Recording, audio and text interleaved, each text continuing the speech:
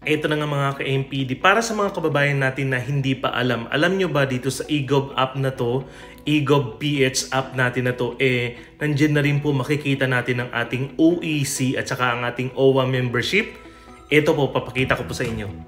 So ito nga yung eGov PH app natin. Kung kayo po ay nagbabalak umuwi ng Pilipinas, matagal pa. Okay, matagal pa gumawa na kayo ng account sa eGov PH. I-download lamang po ninyo yan para meron na rin po kayong account para mas madali na lang po magamit pag kayo po yung magta-travel. Okay, so ayan, makikita po natin yung e-travel. Nandyan na rin yung e-travel. And but in this video, pag-uusapan natin yung OWA and OEC sa eGov PH. Okay? So yung akin updated na. So kung kayo po ay meron ng eGov PH app, ayan, may details na yung verified na yung account. Gumawa na kayo ng app kung matagal pa kayo uwi. And then madali lang gumawa, enter the details, lahat ng information na hinihingi nila. And slowly but surely, and make sure po na kung hindi po or wala po kayong idea, meron po mga tutorial sa YouTube and TikTok. And then matututunan din po ninyo, basta yung utak natin wag sarado. Open-minded tayo sana na, ito, willing akong malaman to, matutunan to, paano ba to? Ganun dapat ang mindset natin, hindi yung pagkakita natin sa ay, ang hirap. Ang daming natulungan ko na rin dyan, sobrang dali naman. Basta, slowly but surely, kung hindi alam, ang daming tutorial sa YouTube and sa TikTok na mga kapwa content creator. So, andyan po yung e-travel. Okay, nandyan yung e-travel. Pero pag-usapan natin, ito na nga, dito sa app na to, makikita na rin natin ang OWA membership natin at ang OEC. Okay? So, pag meron na kayong details, may app na kayo, ayan ko, okay? I-click lang po ninyo yung more. Click nyo yung more. And then, itong lalabas. So, ito na. Pag-click nyo ng more, dun sa app na yun, eGov PH app, OFW. Okay, lalabas ang OFW. Pag-click nyo ng OFW, ito na po ang lalabas. Ayan, may details po kung kailan kayo nagbayad ng OWA nyo, na kailang bayad na kayo, nandiyan po sa OWA. And of course, ang OEC natin or Overseas Employment Certificate. Although nandyan yung OEC natin sa e-travel, okay? So kung meron kayo nakuha ang OEC sa PAPSBAM natin or sa onlineservices.dmw.gov.ph, i-print na po yun tatlong copies. Okay? Kailangan nyo po yun. And ito naman, driver's license renewal, coming very soon yan.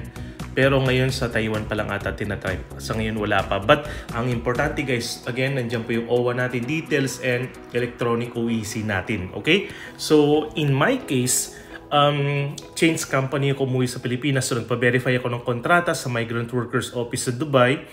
And nagpa-OWA membership ako. And then pag-uwi ko sa Pilipinas, pumunta ako sa Coronadal City, DMW Coronadal City para kumuha ng aking Overseas Employment Certificate. Meron akong 3 copies doon.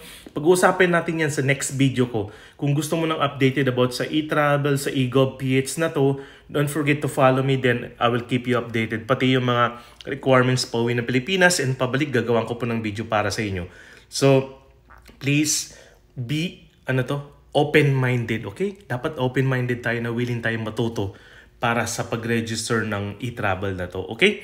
And then, don't forget to follow para updated kayo. At kung gusto niyo naman na magpadala ng pera sa Pilipinas ng libre, walang babayaran, gamitin niyo po yung Tap Send sa mga taga-UAE. Ito, panoorin niyo po to. Ito na nga mga ka-MPD, para sa mga kababayan natin na hindi pa alam nyo ba dito sa eGov app na to, eGov PH app natin na to, nandiyan na rin po makikita natin ang ating OEC at saka ang ating OWA membership. Ito po, papakita ko po sa inyo.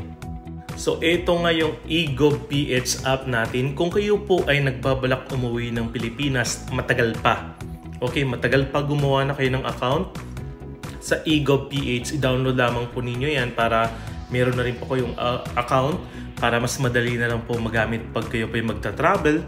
Okay, so ayan, makikita po natin yung e-travel. Nandyan na rin yung e-travel. And but in this video, pag-uusapan natin yung OWA and OEC sa eGov PH. Okay? So yung akin updated na. So kung kayo po ay meron ng eGov PH app, ayan, may details na yung verified na yung account. Gumawa na kayo ng app kung matagal pa kayo uwi. And then, madali lang gumawa, enter the details, lahat ng information na hinihingi nila. And slowly but surely, and make sure po na kung hindi po or wala po kayong idea, meron po mga tutorial sa YouTube and TikTok. And then, matututunan din po ninyo. Basta yung utak natin wag sarado. Open-minded tayo sana na, ito, willing akong malaman to, matutunan to, paano ba to? Ganun dapat ang mindset natin. Hindi yung pagkakita natin sa ang hirap. Ang daming natulungan ko na rin dyan, sobrang dali naman. Basta, slowly but surely, kung hindi alam, ang daming tutorial sa YouTube and sa TikTok ng mga kapwa content creator. So, nandiyan po yung e-travel. Okay, nandiyan yung e-travel. Pero pag-usapan natin, ito na nga, dito sa app na to, makikita na rin natin ang OWA membership natin at ang OEC. Okay? So, pag meron na kayong details, may app na kayo, ayan ko, okay? I-click lang po ninyo yung more. Click nyo yung more. And then, itong lalabas. So, ito na. Pag-click nyo ng more, dun sa app na yun, Egob PH app, OFW. Okay, lalabas ang OFW.